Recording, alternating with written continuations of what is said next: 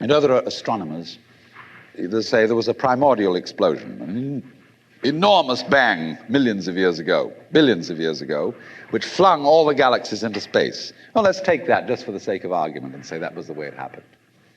It's like you took a bottle of ink and you threw it at a wall. Smash, and all that ink spreads. And in the middle, it's dense, isn't it? And as it gets out on the edge, the little droplets are finer and finer and make more complicated patterns. See? So in the same way, there was a big bang in the beginning of things, and it spread. And you and I, sitting here in this room, as complicated human beings, are way, way out on the fringe of that bang. We're the complicated little patterns on the end of it. Very interesting. But so we define ourselves as being only that. If you think that you are only inside your skin, you define yourself as one very complicated little curlicue, way out on the edge of that explosion, way out in space and way out in time. Billions of years ago, you were a big bang. But now you're a complicated human being. And then we cut ourselves off like this and don't feel that we're still the Big Bang. But you are. Depends how you define yourself. You are actually, if this is the way things started, if there was a Big Bang in the beginning, you're not something that is a result of the Big Bang on the end of the process. You are still the process.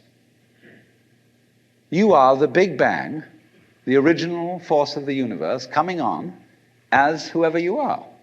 See, when I meet you, I see not just what you define yourself as, Mr. So-and-so, Miss So-and-so, Mrs. So-and-so. I see every one of you as the primordial energy of the universe coming on at me in this particular way. I know I'm that too. But we've learned to define ourselves as separate from it. And so what I would call a kind of a basic problem we've got to go through first is to understand that there are no such things as things. That is to say, separate things or separate events. That is only a way of talking. And if you can understand this, you're going to have no further problems. I once asked a group of high school children, what do you mean by a thing?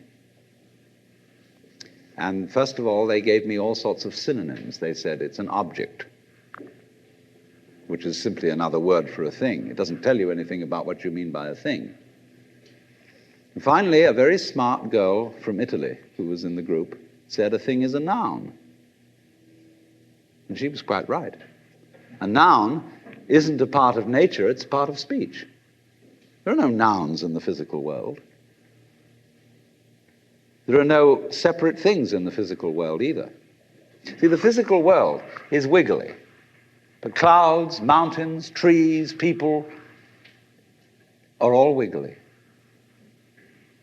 And only when human beings get working at things, they build buildings in straight lines and try and make out that the world isn't really wiggly. But here are we sitting in this room all built on straight lines, but each one of us is as wiggly as all get out.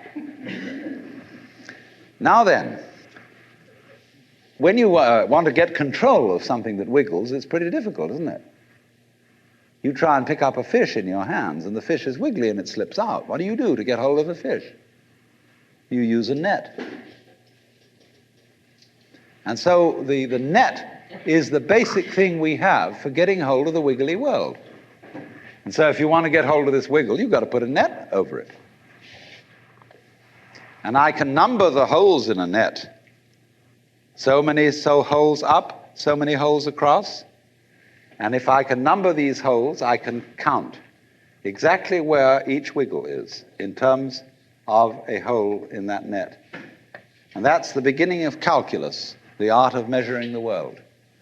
But in order to do that, I've got to break up the wiggle into bits. And I've got to call this a specific bit, and this the next bit of the wiggle, and this the next bit, and this the next bit of the wiggle. And so these bits are things or events. Bits of wiggles.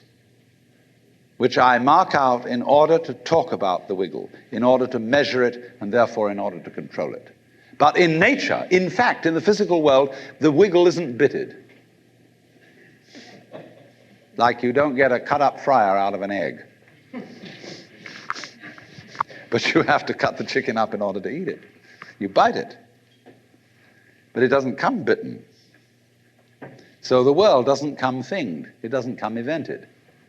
You and I are all as much continuous with the physical universe as a wave is continuous with the ocean. The ocean waves, and the universe peoples. And as the wave, I wave at you and say, you! The world is waving at me with you and saying, hi, I'm here. But our consciousness, the way we feel and sense our existence, being based on a myth that we are made, that we are parts, that we are things, our consciousness has been influenced so that each one of us does not feel that. We have been hypnotized, literally hypnotized, by social convention into feeling and sensing that we exist only inside our skins, that we are not the original bang, but just something out on the end of it. And therefore we are scared stiff. Because my wave is going to disappear. And I'm going to die. And that would be awful. We've got a mythology going now, which as Father Maskell put it, we're nothing but something that happens between the maternity ward and the crematorium. And that's it. And therefore everybody feels unhappy and miserable. You know, this is what people really believe today. You may go to church, you may say you believe in this, that, and the other, but you don't. Even Jehovah's Witnesses, who are the most fundamentalists, they're polite when they come round and knock at the door. But if you really believed in Christianity, you'd be screaming in the streets. But nobody does.